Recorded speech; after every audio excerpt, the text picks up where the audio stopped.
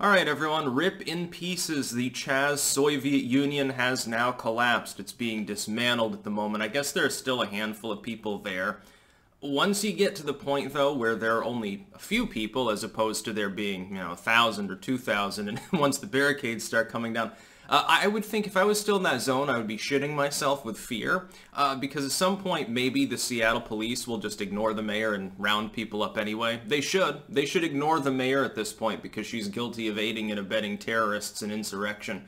She should be kicked out of office. They should probably arrest her, too, actually, bring her up on federal charges. She's being sued, by the way. I guess the CHAZ thing that was supported by the left is not supported by the average person in the country or even the average Seattle resident. The idea that most Americans believe Black Lives Matter, therefore they support insurrection, it's a little bit of a logical stretch. That's like trying to claim A and therefore B and therefore C and therefore D and therefore down the line X, Y, and Z are true. I don't believe it.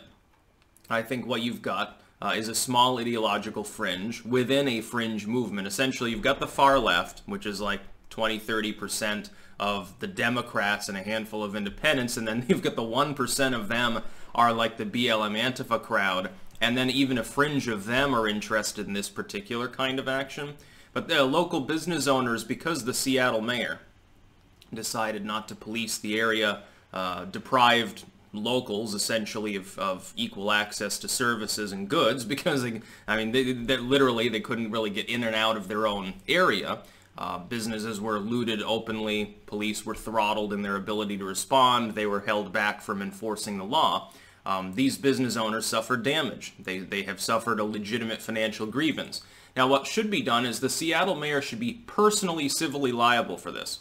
Out of her own pocket should come the money initially to pay for these things. She should lose her job. She should be in jail. Her possessions should be liquidated. The federal government should sue her as well on behalf of these people in Seattle. That's what should be done. Unfortunately, what'll end up being done is they'll have some sort of settlement, and she won't be held liable. She'll probably get fucking reelected, to tell the truth. Again, this is Seattle. Keep in mind that the younger, more hip urban vote there will lean heavily left. They think it's great. If anything, this sort of behavior encourages miscreants to want to vote more. Like, at least they're getting involved in civic activities, I suppose. A lot of these people wouldn't otherwise vote, but if they think that they can have a candidate who will let them loot and shoot and rape people in an alleyway and get away with it, they'll probably vote for that candidate. It'll be a little bit like, the inmates running the asylum. It's a little bit like, you remember that really old Batman, the really cheesy cartoon, the really cheesy one from like the 60s or something, and at one point the Penguin, I think, tried to run for office? That would be a little bit like what it is. He was sort of like just throwing money and walking down the street and shit, promising people the moon on a stick. That's basically what the left has devolved into. It sounds Bernie Sanders' bullshit is basically just the more polite, less vigilantist version of what's happening in CHAZ anyway, when you think about it. It's just a bunch of me greedy bullshit that's waged to be. I find it funny when somebody is greedy, but from the working class, it's okay. But if somebody attempts to appropriate more wealth and they've actually made it, then they're a scumbag. What's the fucking difference other than their station in life? They're both scumbags. I have no problem with the poor, having mostly been poor. But the idea that the way to bail yourself out of that is to take material from other private individuals as opposed to getting government out of your way and trying to work through things, it doesn't work. Historically speaking, it's just not right. But the Soviet Union has collapsed. It is no more. So now we say a fond farewell to one of the most funny, cringy goddamn things so far this decade. Not that that's saying much. Then we got to talk about fucking Joe Biden. Joe Biden wants to mandate masks for every American forever, and like there's all sorts of weird bullshit going on. Could cover Shane Dawson at this point. Oh, there's plenty to talk about there. Fucking Jenna Marbles taking a knee. That'll be today's BitChute exclusive, and I shit you not. Dear God. Holy Christ. The Cringe Fringe. I'm going to keep using the term Cringe Fringe because I think it's genius, and everyone else should try to popularize it too. Try to get it like trending on Twitter or something like that in relation to CHAZ and this legal suit against the Seattle mayor. Because when this sort of thing penetrates, like especially the Twitter echo chamber, it's really funny because these people start shrieking and talking about fascism, and the salt, it mines itself. It's like you're using telekinesis to operate a bunch of pickaxes over in that big-ass salt mine under the Great Lakes. It's really fun. Well, I actually am having really a lot of fun this year. I realize that some people have died of a virus and there's a recession going on, but at least it's not boring. Do you remember how boring it got when Obama was president? Like, once the shine of first black president, hope and change, which never happened, after the first year wore off, it was a really boring presidency. Because, I mean, he wasn't a warmonger enough to have any, like, exciting war footage. It was all him assassinating little kids over in Yemen and shit. Most of the intrigue was very opaque and not very open. It was a boring presidency, and things sort of chugged along. Trump comes along, at least he's entertaining. Biden's entertaining because he's falling apart. Basically, a vote for him is a vote for whoever his running mate is. I think Susan Rice might actually be at the top of the list now simply because people don't respond well to Kamala Harris. It's very possible that she may be the choice instead.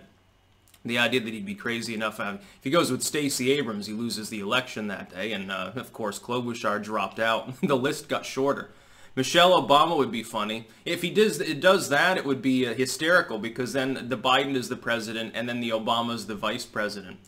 Actually, you know, I want to think of one real quick thing here, which is that there will be leftists who will chastise him. They'll say, well, the black woman should be at the top of the ticket. The man should be in the back seat. It's wrong that he's the candidate, and this doesn't prove that the Democrats have embraced progressivism. The hardline Cringe Fringe will say that. Be funny, the Democrats are going to get a rude awakening when they realize that even if they do tilt dizzily off a far-left cliff and refuse to disavow CHAZ and rape and shooting and looting and all sorts of other crimes and terrible things, unless they openly endorse it and put more gasoline on the fire, they will still be, you know, not particularly well liked. You know, the left has a saying, the far left, like the Antifa folks, that liberals get a bullet too. You're all liberals. Most of you do not embrace avowed communism. You don't hold up the Marxist manifesto. You're not building Karl Marx statues in D.C.